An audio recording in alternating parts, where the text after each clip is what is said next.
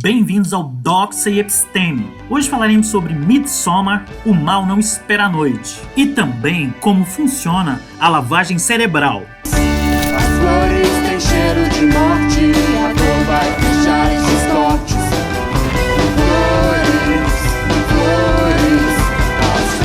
O longa conta a história de Dani e seu namorado Christian. Dani sofre de depressão e ansiedade e enfrenta dois problemas gravíssimos: o distanciamento emocional de seu parceiro, especialmente quando ela está em suas crises mais agudas, e uma tragédia imensurável que acaba com a vida dos seus pais e de sua irmã. Para piorar, os amigos de Christian não param de barulhar a sua mente para que ele termine com Dani. Após a tragédia, Christian é forçado a convidar Dani para uma viagem. O que era para ser uma viagem hedonista planejada em segredo com os brothers para a Suécia, durante um ritual de solstício de verão, se tornou um convite para Dani sair do ambiente fúnebre que virou sua vida. Diga-se de passagem que o único que fica realmente contente com a presença dela é Pili, o colega sueco que guia o grupo durante a viagem. No entanto, o que ocorre no vilarejo onde acontecem as festividades é uma mistura de horror, absurdo, desconforto e mais demonstrações de que não só a relação de Dani e Christian está à beira da morte, como muitos dos participantes do ritual também estão. Assim como no filme Hereditário, Aster também faz questão de falar sobre o controle em Midsommar, ou a falta dele.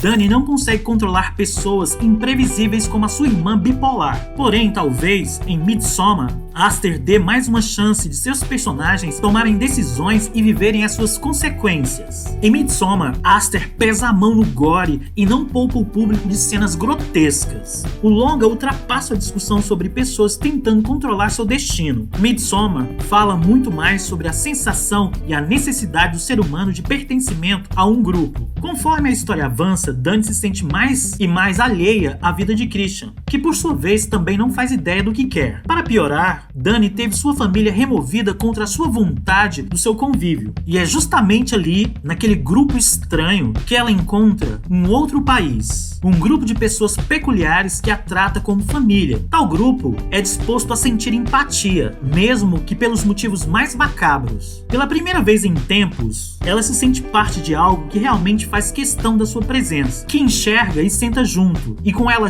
chora e sorri desesperadamente. No entanto, não dá para se enganar. Todos ali são somente peças de um tabuleiro gigante, membros necessários para algo muito maior, o ritual de solstício de verão, no qual os forasteiros são forçados a testemunhar e a participar de atos muitas vezes contra a sua vontade. Eles se esforçam ao máximo para entender os motivos reais daquele grupo e as suas tentativas estapafúrdias para não expor ao mundo o que acontece ali.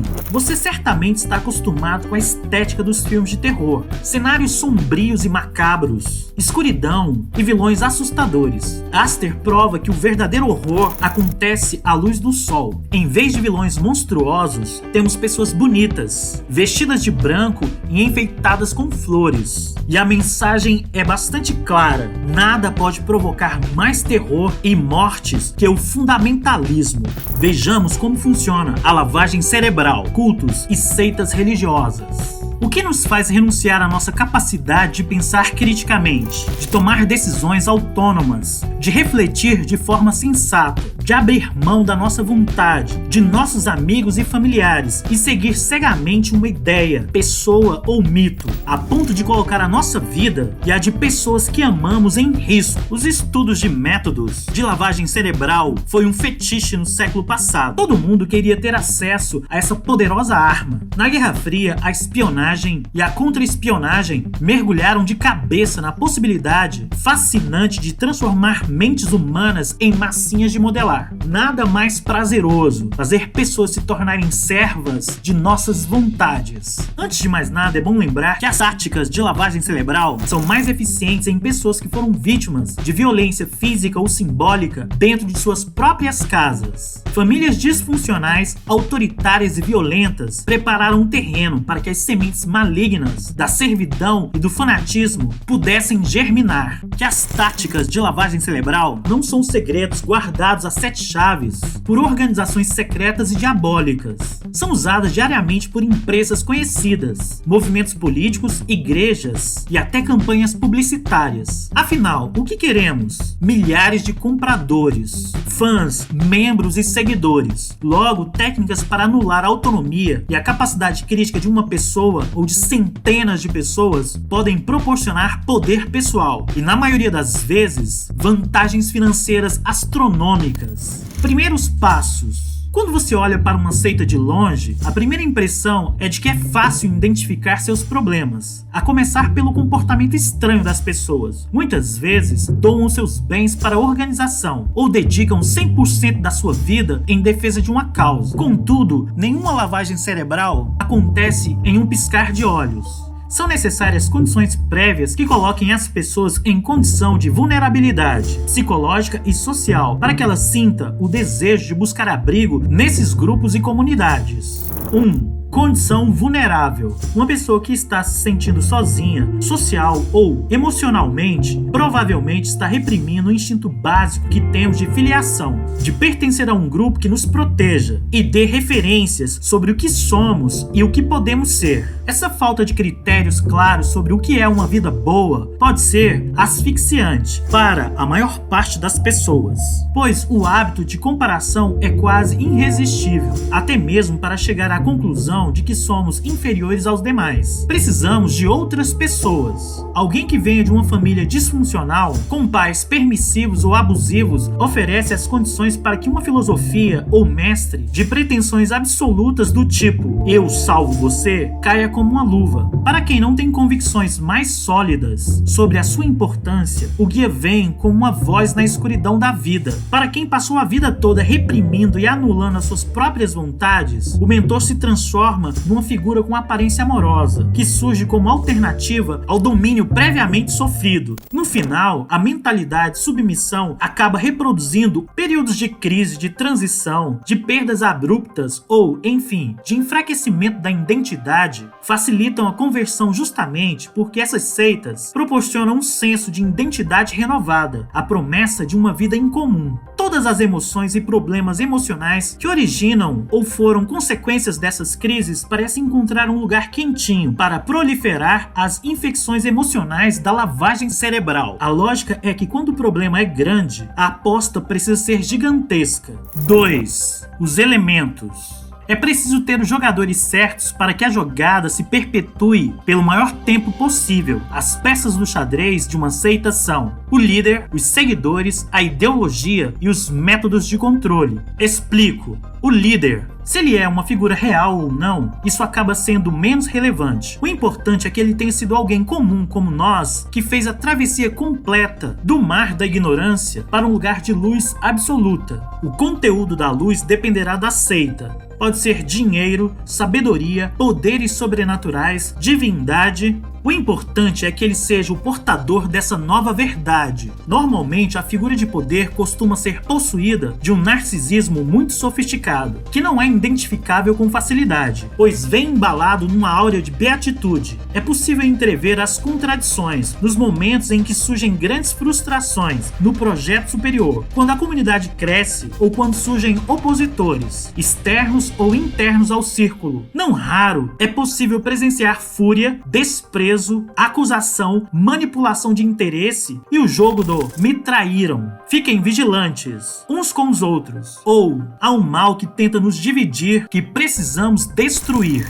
Os seguidores. Os convertidos são essenciais para dar veracidade ao que o mestre visualizou. Eles oferecem o seu tempo e sua energia para obter o mesmo tipo de benefício do mestre. Com o tempo, se tornam submestres, que representam fielmente a vontade do Superior Supremo. Acabam sendo os olhos dos líderes para que nada saia do lugar. Todos os não seguidores podem ser potencialmente convertidos. Por isso, a postura com eles é geralmente amistosa. Com o tempo e a dedicação, o medo de admitir que está desperdiçando recursos acaba dominando a mente do seguidor, mesmo que ele veja gritantes contradições na seita. Deve ser difícil mudar quando se passou tanto tempo convertendo, ganhando dinheiro, energia e convencendo as pessoas próximas de que se é uma pessoa diferenciada. Leia-se, superior. uma identidade baseada em premissas totalitárias. Não oferece muitas chances de arrependimento, sem causar um abismo emocional. A sensação é de completo desamparo. Como mudar para um país estranho sem saber a língua e os costumes, e sem garantia de um futuro melhor? Até mesmo quem abandona a seita ainda pode seguir como uma espécie de síndrome de Estocolmo, defendendo o mestre e atribuindo a decepção a alguma outra instância do processo que não dizia respeito a eles. Um dos sintomas mais fortes da mentalidade de seita é que os seus seguidores jamais se consideram como parte de uma seita, mesmo após deixar o grupo. Tal afirmação soa até ofensiva ou desonrosa, como se estivesse sendo acusado de estar levando na brincadeira uma coisa muito séria. Esse é o pulo do gato que mantém a adesão, a falta de autocrítica para além da própria bolha,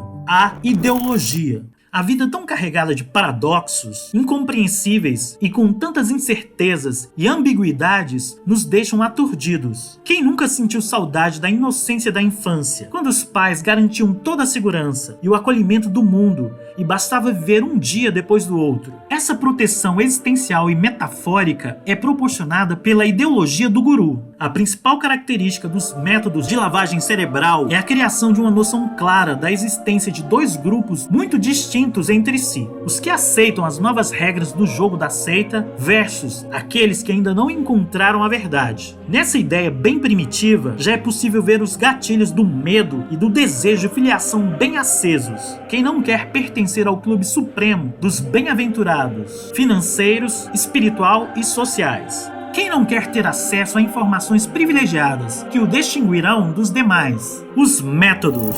Não é possível manter uma estrutura mental e social de uma seita sem algumas engrenagens concretas, pois sem isso ela perde efeito muito rápido. Normalmente, incluem práticas específicas, um molde comportamental, mecanismos de controle e gerenciamento de debandada. 1. Práticas. As práticas têm como principal objetivo afastar o recém-convertido do seu núcleo original problemático, sustentar uma postura menos analítica e manter o seguidor entretido, pelo máximo de tempo possível, nos produtos da evolução, que são vendidos ao longo do processo. As boas-vindas são práticas essenciais, pois todo o protocolo da conversão acontece no impacto inicial. O ideal é que a primeira impressão faça a pessoa se perguntar como viveu até aquele momento sem saber que um lugar tão especial existia. Os novatos são tratados com todo o mimo possível. É o bombardeio inicial de amor. O gatilho de reciprocidade exerce fundamental influência. Afinal, é muito difícil resistir depois de ser tão bem recebido. Pouco a pouco, um tipo de vocabulário novo é introduzido. Termos em outras línguas são comuns, até para desconfigurar a lógica habitual e oferecer um senso de importância e exotismo ao processo, como se viessem de longe. Esses novos jargões dão um tipo de identidade ao grupo e facilitam o reconhecimento de quem está dentro ou fora do círculo. Rituais internos costumam ser muito eficientes, pois mobilizam energia entre as pessoas, trazem relaxamento e um senso de pertencimento e integração. Mas o principal disso é mover as emoções fragilizantes e deixar o senso crítico cada vez mais distante. Privar do sono, mudar a alimentação, trazer mais informações de tal modo que confundam o sujeito e diminuam a atenção de forma geral. Isso desgasta o corpo e, em especial, a mente, para que ela se torne a depositária de novas e virtuosas informações. Músicas e cânticos também mobilizam energia. Gritos de guerra, tom de voz alterado, ou muito alto ou muito calmo, roupas ou objetos abençoados são práticas complementares no processo de renovação. Qualquer coisa que distrai o seguidor pode ser uma ameaça à integridade do grupo. Por isso, a importância de impor uma agenda pesada de compromissos com a seita. Quanto mais restrições pessoais, maior será a submissão. Sem alertas externos não haverá disputa. O grupo passa a ser a nova morada em detrimento dos que estão do lado de fora. O objetivo é mostrar ao recém-convertido a existência de uma dimensão maligna que pode ser eliminada pela transformação. Esse é o caminho das pedras para uma jornada sem volta, o auto-repúdio. A pessoa começará a odiar o seu passado, sua história e as suas relações anteriores, como maneira de criar um divórcio interior. Eu não sou mais aquele eu. Daí para frente, não é raro que o sujeito ganhe um novo nome de iniciado e comece a reescrever o seu passado, retratando-o como deplorável. Gerenciamento de debandada. Para impedir que qualquer pessoa queira arriscar a vida lá fora, ocorrem muitas ameaças de perda de privilégios e vantagens sociais, emocionais ou financeiras. Se alguém sair, é um traidor de uma causa santa e se torna um novo inimigo, para reforçar aqueles que ficaram e evitar que outros também saiam da seita. Nada do que o dissidente falar é levado em consideração, afinal, ele caiu em descrédito.